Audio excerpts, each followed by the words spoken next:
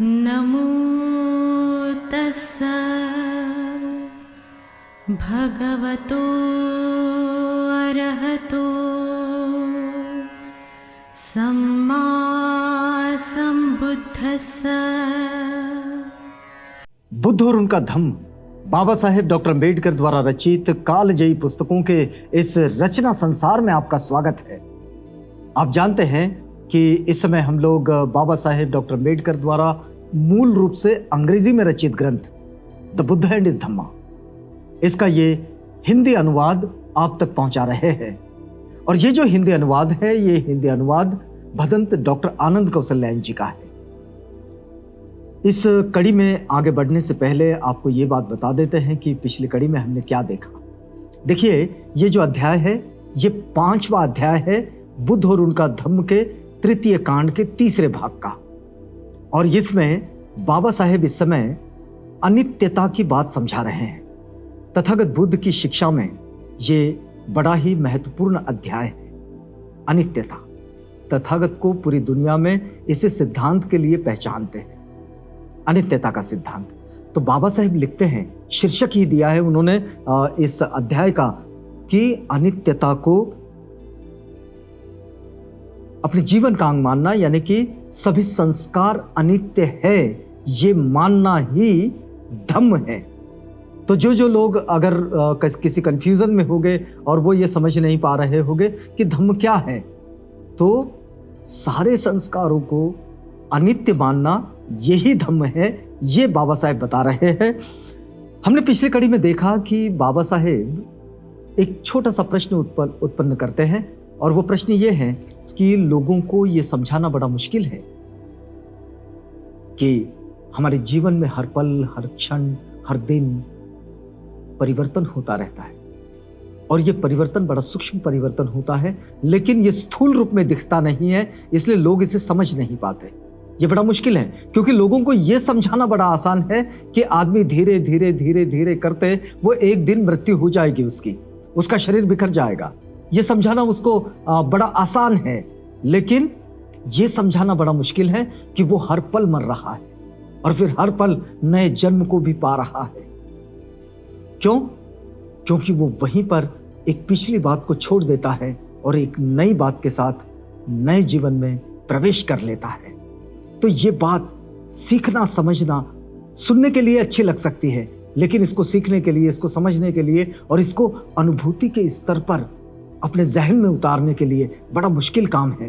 तो बाबा साहेब एक प्रश्न उत्पन्न करते हैं कि ये कैसे संभव है। तो ये कैसे संभव है, इसका उत्तर भगवान बुद्ध देते हैं, और वे कहते हैं ये इसलिए संभव है कि हर चीज अनित्य है। यहां कुछ भी हमेशा के लिए टिकने वाला नहीं है, इसलिए जो जो उत्पन्न होता है वो हर पल, हर क्षण खत्म हो जाता है।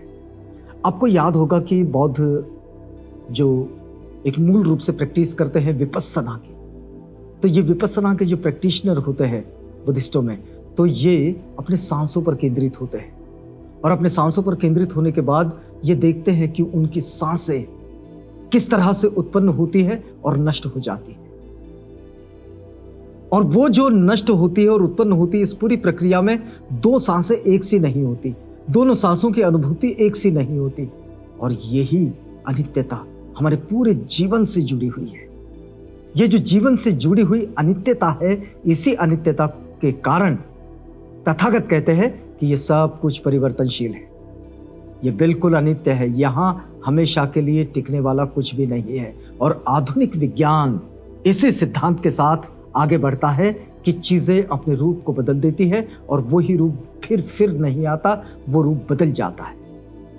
वो चीजें अपने फॉर्म को बदल देती है, अपनी स्थिति को बदल देती है, अपनी स्थिति से आगे बढ़ जाती है। आगे चलकर इसी अनित्यता के सिद्धांत ने शून्यवाद का रूप ग्रहण कर लिया। बाबा साहेब लिखते हैं कि आगे चलकर ये जो अनित्यता का सिद्धांत है, इसी सिद्धांत ने शून्यता का रूप ग्रहण कर लिया, शून्यता का जो सिद्धांत है। और फिर बौद्ध शून्यता का मतलब 16 आने निषेध नहीं है।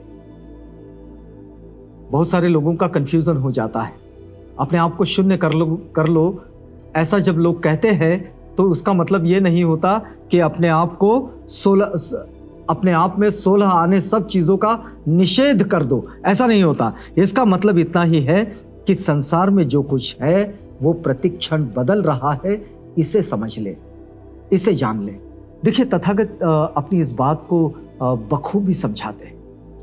वे कहते हैं कि देखिए, जब मैं किसी नदी को पार करने के लिए नदी के पात्र में अपना पांव रख देता हूं, और जब मैं वो पांव उठाकर, मतलब अगले ही क्षण कदम आगे बढ़ाने के लिए जब मैं पांव उठाता हूं, और पांव उठाकर जब मैं उसी जगह पर वो पांव रखता हूं, तो मेरा एक कदम रखते ही वो पूरी की पूरी नदी बदल जाती है। तो नदी कैसे बदल जाती है? तथागत कहते हैं कि वो नई नदी होती है, जबकि मैंने पांव उसी नदी में रखा होता है। बावजूद इसके वो नदी नई होती है, क्योंकि वहां से बालू और पानी दोनों आगे बढ़ चुके होते हैं। मेरे पांव उठाते साथ ही, मेरा पांव है तब तक ठीक है, लेकिन मैंने जैसे पांव उठाया तो पानी भी आगे बढ़ गया और बालू भी आगे बढ़ गई, और नया पानी, नई बालू वहां पर आई, तो नदी ही बदल गई। तो परिवर्तन का ये जो सिद्धांत है, इस सिद्धांत को मतलब हमारे जीवन में कितनी तेजी से परिवर्तन होते हैं, इस बात को समझाने के लिए तथागत इस तरह का उदाहरण देते हैं। अब देखिए, आगे बाबा साहेब लिखते हैं कि यदि चीजें परिवर्तनशील ना हो बल्कि स्थायी और अपरिवर्तनशील हो, तब एक रूप से किसी दूसरे रूप में जीवन का सारा विकास ही रुक जाएगा। एक पल के लिए अगर मान लिया जाए कि ये चीजें बदलती नहीं है, ये जैसी है वैसी ही है, यहां कुछ नहीं होता, इसमें कोई बदलाव नहीं है, कोई परिवर्तन नहीं है, तो फिर ये संसार जहां है वहीं रुक जाएगा, उससे आगे कभी नहीं बढ़ेगा, क्योंकि चीजें रुक गई है। और इसलिए ये चक्र चल रहा है और बड़ी तेज गति से चल रहा है। अगर ये रुक जाएगा तो संसार ही थम जाएगा, लेकिन संसार तो चल रहा है। यहां इतना परिवर्तन रोज होता चलता है। अब देखिए, रोज के रोज फैशन बदल जाते हैं। कल का फैशन आज पुराना हो जाता है, आने वाले कल का फैशन आज के लिए नया फैशन कहलाएगा। तो ये प्रतिक्षण चीजें बदलती है, कुछ स्थूल रूप में दिखती है, कुछ स्थूल रूप में नहीं दिखती है। बाबा साहब लिखते हैं कि किसी में कुछ भी परिवर्तन ना हो सकेगा अगर यह संसार ही अगर रुक जाएगा, और फिर किसी की कुछ भी उन्नति ना हो सकेगी। यदि आदमी मर जाते या उनमें परिवर्तन आ जाता और फिर वे सब उसी अवस्था में अपरिवर्तित स्थिति में रहते, तो क्या हालत होती? मानव जाति की प्रगति सर्वथा रुक जाती। आदमी मर गया तो मर गया, फिर कुछ होता ही नहीं आगे, संसार वहीं थम जाता और मुर्दों का एक बड़ा ढेर मिल जाता। ऐसा नहीं होता है। मृत्यु है, जीवन भी तो है, जन्म भी तो है, वो चल रहा है। तो संसार का ये जो चक्र है, ये इतनी ही तेज गति से बिल्कुल चलता चला जा रहा है। देखिए, फिर बाबा साहेब लिखते हैं, देखिए, यदि शून्य का मतलब अभाव माना जाए, बहुत सारे लोग मानते हैं शून्य मतलब अभाव, शून्य हो जाओ, जीरो। ये शून्यता अगर इसको अभाव मान लिया जाए कि कुछ भी नहीं है, तो फिर तो सब कुछ खत्म हो गया, समझ लीजिए, फिर कुछ भी नहीं है। तो फिर कठिनाइयां उत्पन्न हो जाती है अगर इसको अभाव मान लिया जाए। शून्य उस बिंदु के समान है। बाबा साहेब लिखते हैं, शून्य उस बिंदु के समान है जो कि एक पदार्थ है, किंतु जिसकी कोई लंबाई चौड़ाई नहीं है। शून्य उस बिंदु की तरह है जो एक पदार्थ तो है, लेकिन उसकी ना तो कोई लंबाई है ना कोई चौड़ाई, उसको नहीं नापा जाता। तथागत बुद्ध का यह उपदेश था कि सभी चीजें अनित्य हैं, और इस सिद्धांत से हमें क्या शिक्षा मिलती है? अगर हम देखें कि इस सिद्धांत से हमें क्या शिक्षा मिलती है, यह अधिक महत्व का प्रश्न है। बाबा साहेब पूछते हैं कि यह प्रश्न अधिक महत्व का है कि अनित्यता के इस सिद्धांत से हमें क्या शिक्षा मिलती है। तो इस सिद्धांत से हमें जो शिक्षा मिलती है वो बिल्कुल सरल है। बाबा साहेब देखिए, 14 अक्टूबर 1956 को बाबा साहेब ने जब बुद्ध धर्म की दीक्षा दी तो अपने दीक्षित परिवारों को, जिन्होंने दीक्षा ली, उनके लिए शिक्षा की पूरी व्यवस्था करके रखी कि तुम्हें तुम्हारे जीवन को किस दृष्टिकोण से देखना है। जीवन की ओर देखने का दृष्टिकोण बदलना चाहिए। तो बाबा साहेब बताते हैं, बिल्कुल देखिए कि सरल है। अनित्यता की इस सिद्धांत से हमें क्या शिक्षा मिलती है। तो हमें यह शिक्षा मिलती है कि किसी भी वस्तु के प्रति आसक्त ना बनो। किसी भी वस्तु के प्रति, किसी भी चीज के प्रति, किसी भी आस्वाद के प्रति, इंद्रियों की किसी भी उपभोग के प्रति आसक्त ना बनो। क्यों? क्योंकि उनसे मिलने वाली अनुभूति भी ये एक क्षण की है।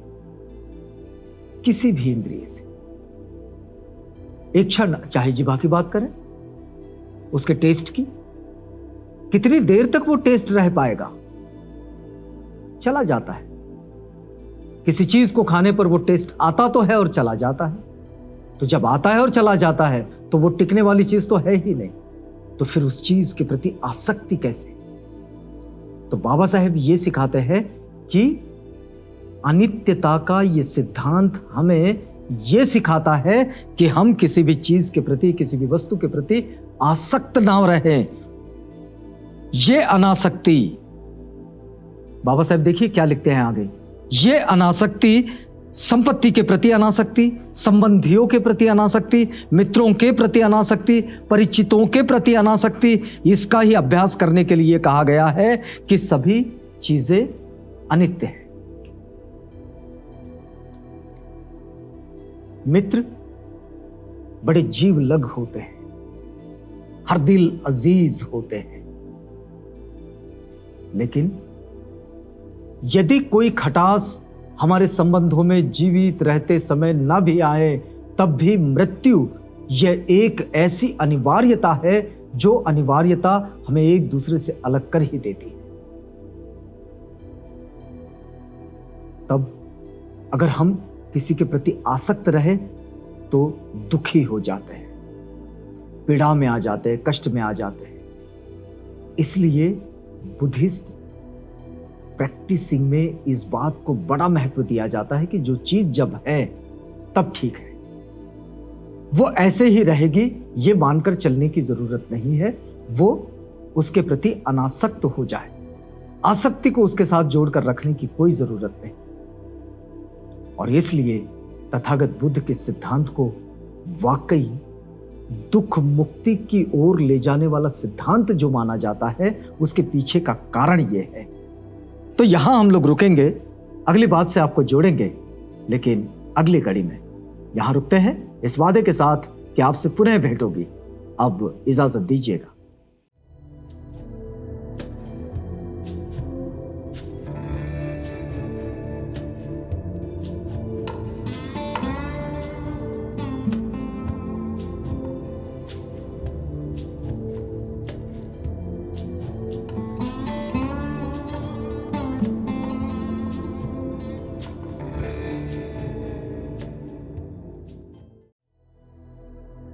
बुद्ध और उनका धम्म।